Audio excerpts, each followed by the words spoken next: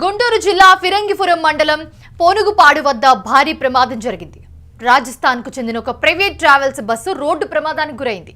Bus శ్రీశైలానికి వెళ్తుండగా అదుపు తప్పి రోడ్డు పక్కన బోల్తా పడిపోయింది. ఈ ప్రమాదంలో 10 మంది ప్రయాణికులకు స్వల్ప గాయాలైనట్లుగా స్థానికులు తెలిపారు.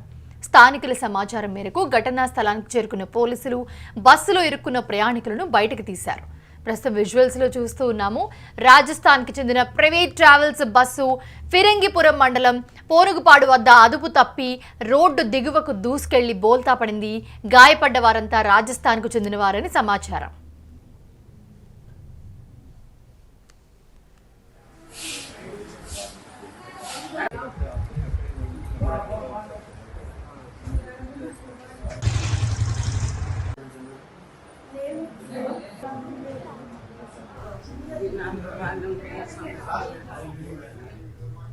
అయితే తీర్థయాత్రలో భాగంగా వీళ్ళంతా అన్నవరం వెళ్లి వస్తూ ఉండగా బస్సు ప్రమాదం జరిగినట్లుగా తెలుస్తోంది. అయితే ప్రమాదానికి డ్రైవర్ నిద్రమత్తే కారణమని పోలీసులు భావిస్తూ ఉన్నారు.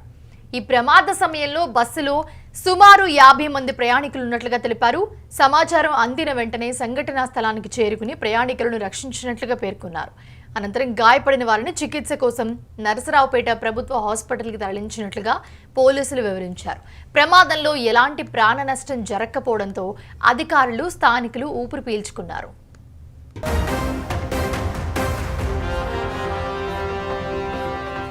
ప్రస్తుతం గుంటూరు జిల్లా ఫిరంగిపురం మండలం పోనుగుపాడు వద్ద భారీ ప్రమాదం అయితే జరిగింది. రాజస్థాన్ కు చెందిన ఒక ప్రైవేట్ ట్రావెల్స్ బస్సు రోడ్డు ప్రమాదానికి గురైంది.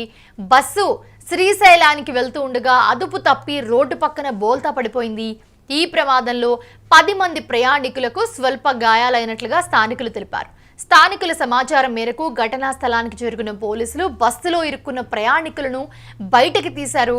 అయితే రాజస్థాన్ కు చెందిన ప్రైవేట్ ట్రావెల్స్ బస్సు ఫిరంగిపురం మండలం పోనుగుపాడు వద్ద అదుపు తప్పి రోడ్డు దిగువకు దూసుకెళ్లి ఒక్కసారిగా బోల్తా పడిపోయింది.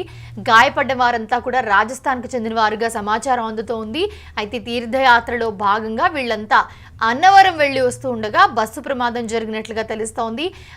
ప్రమాదానికి డ్రైవర్ నిద్రమత్తే కారణమని పోలీసులు భావిస్తున్నారు. ఈ ప్రమాద సమయంలో బస్సులో సుమారు 50 మంది ప్రయాణికులు ఉన్నట్లుగా సమాచారం అందుతోంది. అయితే ఈ సమాచారం అందిన వెంటనే సంఘటనా స్థలానికి చేరుకుని ప్రయాణికులందరినీ కూడా రక్షించినట్లుగా పేర్కొన్నారు. అనంతరం గాయపడిన వాళ్ళందరినీ కూడా చికిత్స కోసం నరసరావుపేట ప్రభుత్వ హాస్పిటల్కి అయితే తరలించినట్లుగా పోలీసులు వివరించారు.